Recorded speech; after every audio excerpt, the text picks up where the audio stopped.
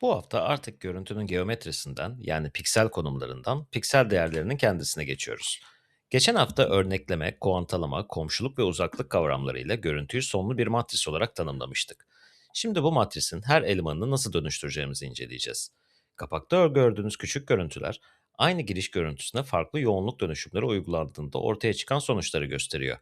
Negatif, logaritmik dönüşüm, gama düzeltmesi, histogram eşitleme ve yerel histogram eşitleme. Alttaki formüller dersin 3 ana fikrini özetliyor.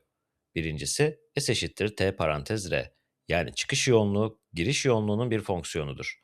İkincisi PR parantez RK eşittir NK bölü Mn. Yani histogramı olasılık gibi yorumlarız. Üçüncüsü SK eşittir L eksi 1 çarpı PR. Bu değerlerin toplamı yani histogram eşitlemede kümülatif dağılımı kullanırız. Buradaki hedefler ise haftanın akışını belirliyor. Önce noktasal işlemeyi S eşittir T parantez R modeliyle kuracağız. Burada R giriş yoğunluğu, S çıkış yoğunluğu, T ise uyguladığımız dönüşüm fonksiyonudur. Sonra bu modeli negatif, logaritmik dönüşüm, gama düzeltmesi, eşikleme ve kontrast germe gibi somut örnekleri uygulayacağız. Üçüncü hedefte histogramı yalnızca bir grafik olarak değil, ayrık olasılık kütle fonksiyonu olarak tanımlayacağız. Dördüncü hedef histogram eşitlemenin kümülatif dağılımdan nasıl çıktığını göstermektir.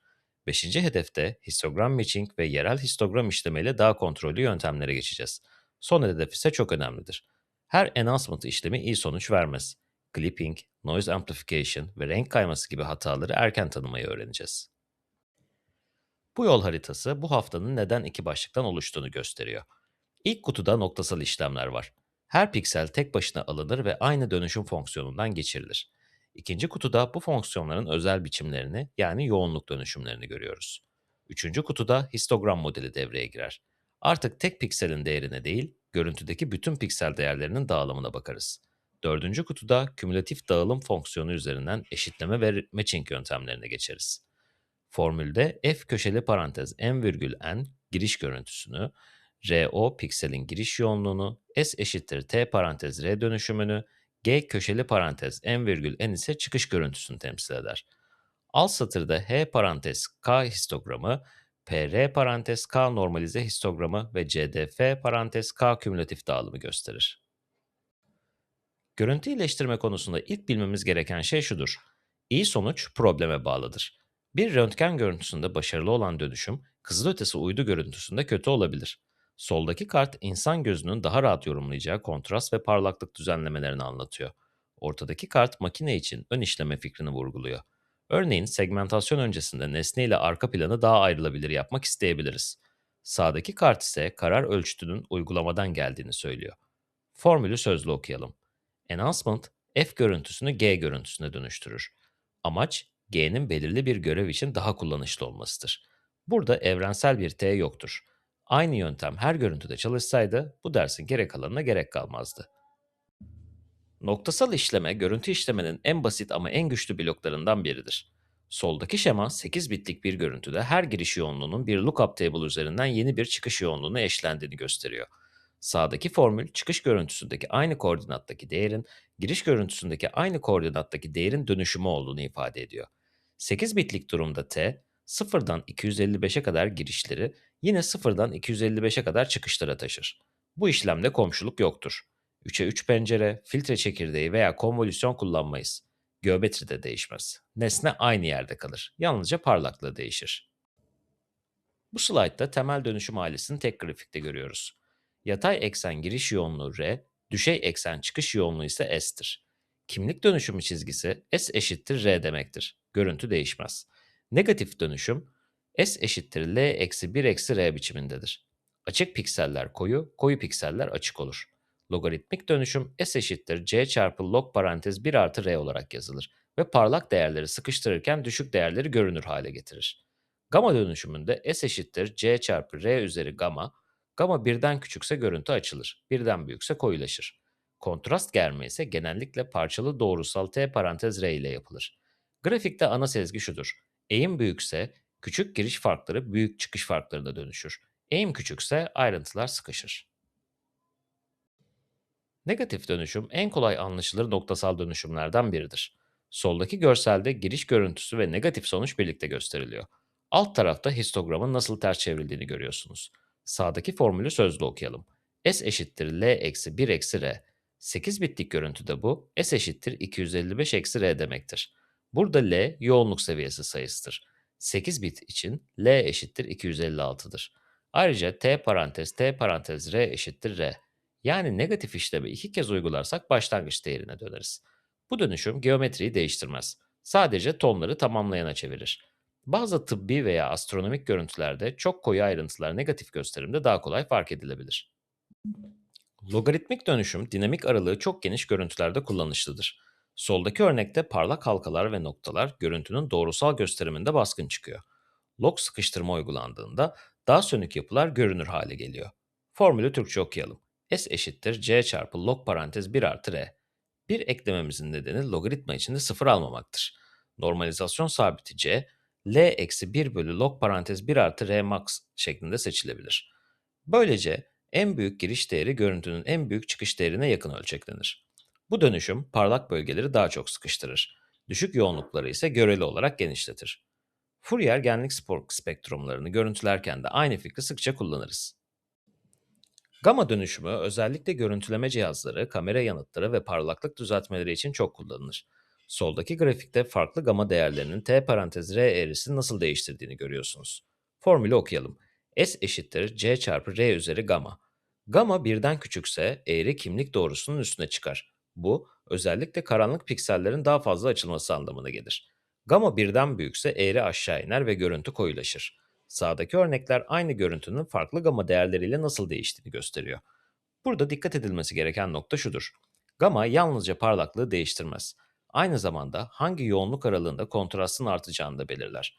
Bu yüzden gamma değeri rastgele seçilmemeli, uygulamanın hedef ayrıntısına göre ayarlanmalıdır. Parçalı doğrusal kontrast germe, histogramın mekanik olarak yaymanın en kontrol edilebilir yollarından biridir. Soldaki grafikte R1 ve R2 olarak seçilen iki giriş noktası S1 ve S2 çıkış noktalarına taşınıyor. Orta aralıkta eğim büyükse o aralıktaki küçük yoğunluk farkları büyütülür. Sağ alttaki örnek düşük kontrastlı görüntünün yüzdelik tabanlı germe sonrası daha geniş gri seviye aralığı kullandığını gösteriyor. Bu işlem basit görünür ama seçilen kırılma noktaları sonucu belirler. Eşikleme ve gri seviye dilimleme, noktasal dönüşümlerin karar verme tarafını gösterir. Soldaki görselde orijinal görüntü, eşiklenmiş maske, gri seviye dilimi ve arka plan korunarak yapılan dilimleme birlikte veriliyor. İkili eşikleme formülünü ekranda görüyorsunuz. Yani tek bir eşik değerinin altında kalanlar siyah, üstünde kalanlar beyaz yapılır. Aralık dilimlemede ise A küçük eşit R küçük eşit B aralığı vurgulanır. Bu yöntemler henüz tam segmentasyon algoritmaları değildir ama segmentasyonun temel fikrine çok yakındır. Çünkü çıkış artık piksellerin sınıf kararına benzeyen bir görüntü üretir. Bit düzleme ayrıştırma, yoğunluk değerinin ikili temsiline bakar. Soldaki görselde 8 bitlik bir görüntünün bit düzlemleri görülüyor. Yüksek anlamlı bitler görüntünün kaba yapısını taşırken, düşük anlamlı bitler daha çok ince ayrıntı veya gürültü gibi görünür. Formüldeki BI ince bittir. Bitplane i ifadesi BI köşeli parantez n virgül n eşittir BI şeklinde okunabilir. Yeniden kurma formülü ise R şapka eşittir seçilen S kümesindeki BI çarpı 2 üzeri i değerlerinin toplamıdır. Bu fikir sıkıştırma, watermarking ve kuant alımı analizi için önemlidir. Histogram bir görüntüde her gri seviyeden kaç tane piksel olduğunu sayar.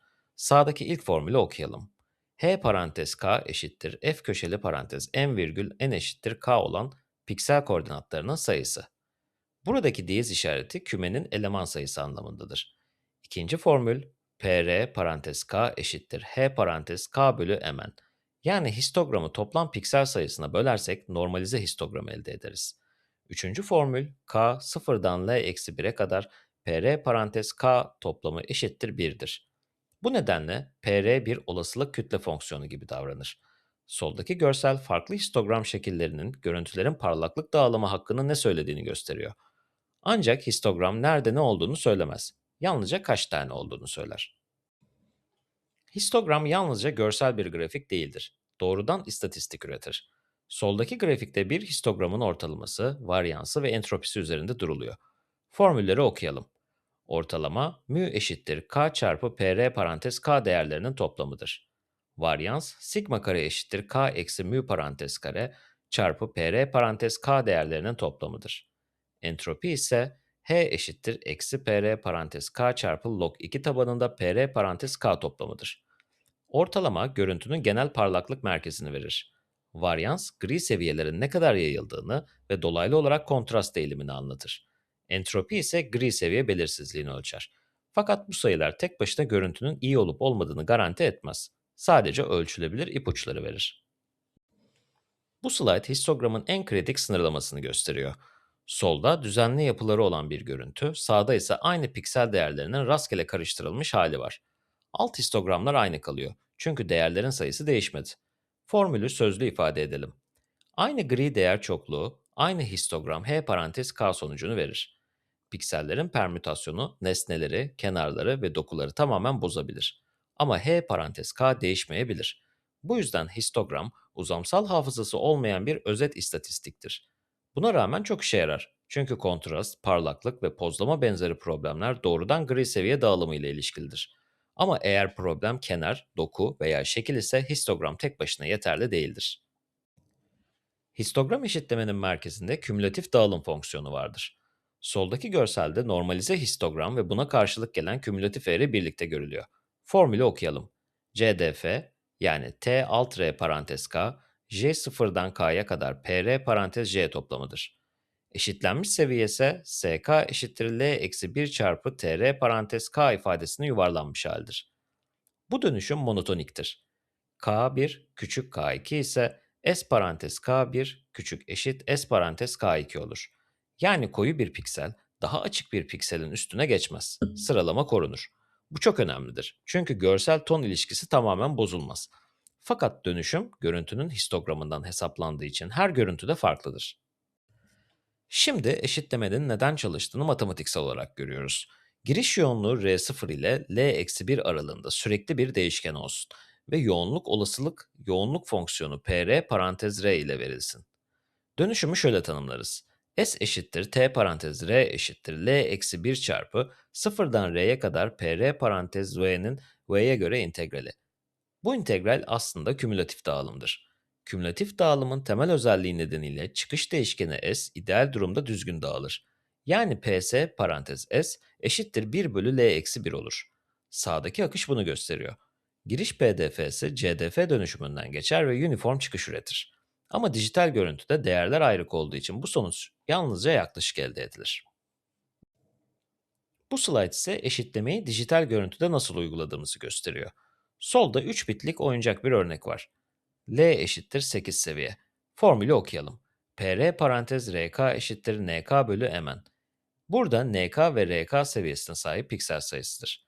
Eşitlenmiş seviye SK eşittir L eksi 1 çarpı J sıfırdan K'ya kadar PR parantez RJ toplamının yuvarlanmış halidir. Sürekli durumda düzgün dağılım bekleriz. Fakat burada yalnızca 8 çıkış seviyesi var. Bu nedenle birden fazla giriş seviyesi aynı çıkış seviyesine gidebilir veya bazı çıkış seviyeleri hiç kullanılmayabilir. Dijital histogram eşitlemenin pratikte neden tamamen düz histogram üretmediğini bu örnek açıkça anlatır. Bu slide ise histogram eşitleme konusunda çok sık yapılan bir yanlış anlamayı düzeltiyor. Bazen eşitleme sonrası histogramın tamamen düz olmasını bekleriz.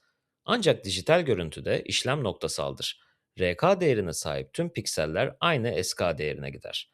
Yani bir histogram binini ikiye bölüp yarısını başka çıkış seviyesine gönderemeyiz. Sağdaki formülün fikri şudur.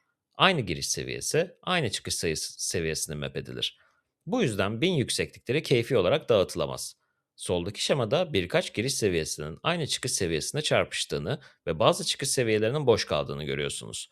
Bu durum eşitlemenin hatası değil, ayrık seviyelerle çalışmanın doğal sonucudur. Pratikte histogram eşitleme lookup table oluşturma problemidir. Soldaki örnekte giriş görüntüsü, eşitlenmiş görüntü, giriş histogramı ve çıkış histogramı birlikte gösteriliyor. Sağdaki algoritmayı okuyalım. 1. H parantez K histogramını hesapla. 2. CDF parantez K kümülatif dağılımını hesapla. 3.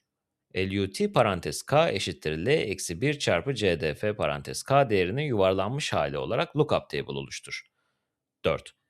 G köşeli parantez m virgül n eşittir LUT parantez F köşeli parantez m virgül n ile tüm pikselleri uygula. Bu yöntem otomatik olduğu için caziptir. Ancak global bir dönüşüm kullandığından görüntünün tamamını aynı istatistikle işler. Bu da bazen gürültüyü veya ilgisiz arka plan dokusunu gereğinden fazla büyütür. Burada yöntemin doğrudan uygulanabilir algoritmasını görüyoruz. Kod kutusunda önce histogram sayımı yapılır. Sonra P eşittir H bölü Mn ile normalize histogram hesaplanır. CDF bu P değerlerinin kümülatif toplamıdır. Lookup table, LUT eşittir yuvarla parantez L eksi 1 çarpı CDF parantez ifadesiyle kurulur. Son satırdaki G eşittir LUT köşeli parantez F köşeli parantez ifadesi, NumPy veya OpenCV gibi ortamlarda tüm görüntüye vektörize uygulanır. Sağdaki maliyet modelini okuyalım. Bellek H, CDF ve LUT için O parantez L, çalışma zamanı ise O parantez Mn artı L. Buradaki L genellikle 256 olduğu için maliyetin büyük kısmı pikselleri bir kez taramaktan gelir. Bu nedenle histogram eşitleme gerçek zamanlı sistemlerde bile oldukça ucuzdur. Histogram matching, histogram eşitlemenin daha kontrollü halidir. Soldaki görselde kaynak görüntü, hedef referans ve eşleştirilmiş çıktı birlikte veriliyor. Amaç her zaman uniform histogram üretmek değildir. Bazen belirli bir referans görüntünün ton dağılımına benzemek isteriz. Formülü okuyalım. Kaynak eşitlemede S eşittir T parantez R. Hedef, kümülatif dağılım için Z eşittir G üzeri eksi 1 parantez S. Birleşik dönüşüm Z eşittir G üzeri eksi 1 parantez T parantez R olur. Burada T, kaynak görüntünün CDF'sinden, G ise hedef histogramın CDF'sinden gelir.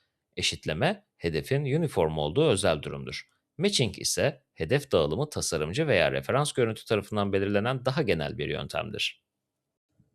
Global histogram eşitleme bazen küçük bölgelerdeki önemli ayrıntıları ortaya çıkaramaz. Çünkü küçük bir nesnenin piksel sayısı tüm görüntü histogramında çok az yer kaplar. Yerel histogram işleme bu sorunu çözmeye çalışır. Soldaki görselde global eşitleme ve yerel eşitleme sonuçlarını karşılaştırıyoruz. Sağdaki formülü okuyalım. Yerel pencere omega alt n virgül n ilgili pikselin çevresindeki komşuluk bölgesidir. Yerel histogram h alt omega parantez k bu pencere içinde hesaplanır. Yerel mapping ise G köşeli parantez n virgül n eşittir T alt omega alt n virgül n parantez F köşeli parantez n virgül n şeklindedir. Yani her piksel için dönüşüm o pikselin çevresindeki istatistiklere göre değişebilir. Bu adaptif davranış küçük ve düşük kontrastlı ayrıntıları belirginleştirebilir. Adaptive Histogram Equalization güçlüdür ama kontrolsüz olursa gürültüyü çok büyütür. CLAHE yani Contrast Limited Adaptive Histogram Equalization bu sorunu klip limitiyle azaltır. Soldaki görselde görüntü küçük yerel kutucuklara ayrılıyor ve her kutucukta yerel histogram artı kırpılmış CDF fikri uygulanıyor. Sağdaki örnekte global histogram eşitlemenin gürültüyü nasıl büyütebildiğini, Clahe'nin ise bu büyütmeyi daha sınırlı tuttuğunu görüyoruz. Formülü okuyalım. H alt omega parantez k min parantez h alt omega parantez k virgül beta değerine çekilir. Yani histogram tepe değerleri beta sınırının üstüne çıkamaz. Kırpılan fazla sayımlar yeniden dağıtılır ve komşu dönüşümler arasında interpolasyon yapılır. Böylece blok etkisi azaltılır ama yerel ayrıntı korunur. Gri seviye görüntülerde histogram eşitleme doğrudan uygulanabilir. Renkli görüntülerde ise dikkatli olmak gerekir. Eğer R, G ve B kanallarını bağımsız eşitlersek, pikselin renk oranları değişir ve hu'ya kayabilir. Sağdaki formülü konuşarak okuyalım.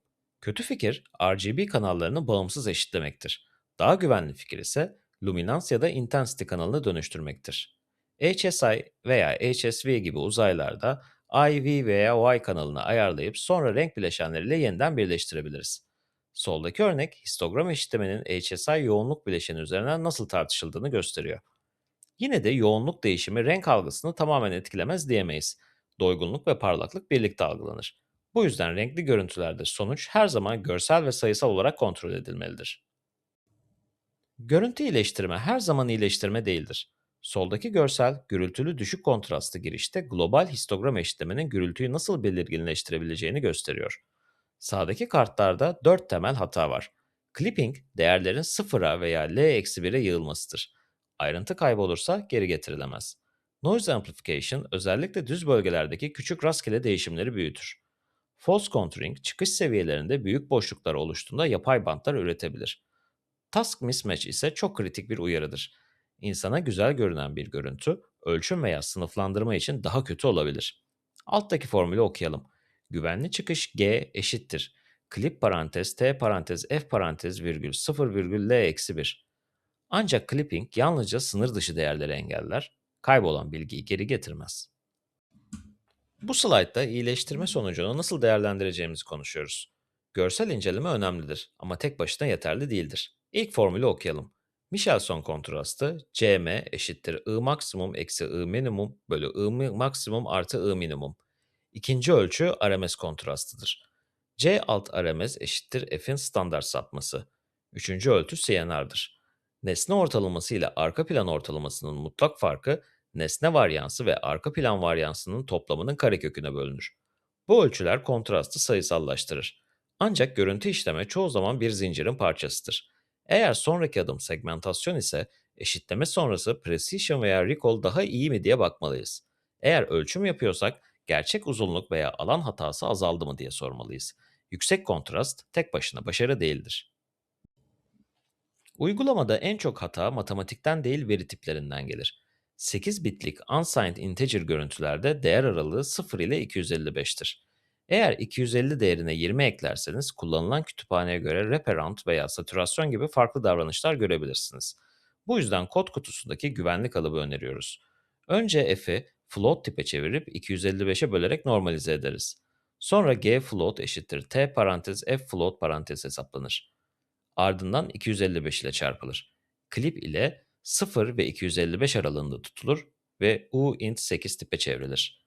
Hız için lookup table kullanırız. G eşittir LUT köşeli parantez F köşeli parantez ifadesi her piksele tek tek Python döngüsü yazmadan uygulanır. Slide'da gördüğünüz pratik çalışma haftanın bütün konularını tek akışta birleştiriyor. Önce gri seviyeye bir görüntü yüklenir ve H parantez K histogramı çizilir. Sonra negatif, log, gamma ve kontrast germe dönüşümleri uygulanır. Üçüncü adımda hazır fonksiyon kullanmadan lookup table tabanlı histogram eşitleme yazacaksınız. Dördüncü adımda global eşitleme, histogram matching ve Clahe karşılaştırılıyor. Beşinci adımda ortalama, varyans, entropi ve CNR raporlanıyor. Burada amaç en güzel görünen resmi seçmek değildir. Hangi yöntemin görev metriğini iyileştirdiğini ve hangi yöntemin artefakt ürettiğini anlayabilmelisiniz. Bu çalışma görsel sezgiyle matematiksel değerlendirme arasındaki bağı kurmanız için çok önemlidir. Bu derste görüntü değerlerini dönüştürmenin temel matematiğini kurduk. Noktasal işlemlerde her piksel bağımsız olarak S eşittir T parantez R kuralından geçer. T parantez R eğrisinin eğimi ve şekli hangi yoğunluk aralıklarında kontrastın artacağını veya azalacağını belirler. Histogramı H parantez K ile tanımladık ve normalize histogramı PR parantez K olarak olasılık modeli gibi kullandık. Ama histogramın uzamsal bilgi taşımadığını, yani nesnenin nerede olduğunu söylemediğini özellikle vurguladık. Histogram eşitlemede CDF'nin otomatik monoton dönüşüm olarak kullanıldığını gördük. Histogram matching ve yerel histogram eşitleme ile global yönteme göre daha kontrollü yaklaşımlara geçtik. Son olarak clipping, gürültü büyütme, false contouring ve renk kayması gibi riskleri tartıştık. Gelecek derste artık tek pikselden komşuluklara geçeceğiz ve uzamsal filtreleme ile iki boyutlu konvolüsyonu ele alacağız. Katılımınız için teşekkürler. Sonraki derste görüşmek üzere.